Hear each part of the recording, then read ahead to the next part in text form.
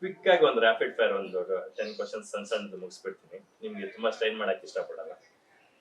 ಅಮಿತಾಬ್ ಬಚ್ಚನ್, ಬಾಲಕೃಷ್ಣ, ರಜನಿಕಾಂತ್, ಚಿರಂಜೀವಿ, ನಾಗಾರ್ಜುನ ಇವ್ರ ಜೊತೆಗಿನ ಒಂದೊಂದು ಮೆಮೊರೀಸ್ ಒಂದೊಂದು ಲೈನಲ್ಲಿ ಇರೋದು. ಐ ಥಿಂಕ್ ಅಮಿತಾಬ್ ಬಚ್ಚನ್ ಅಂದರೆ ಇಟ್ಸ್ ಅನ್ ಎಜುಕೇಷನ್.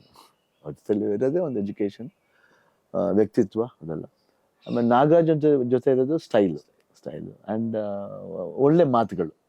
ಅಂದರೆ ಭಾಳ ಒಂದು ಮಗುವಿನಂಥ ಮನಸ್ಸು ಅವರು ನಾಗಾರ್ಜುನ.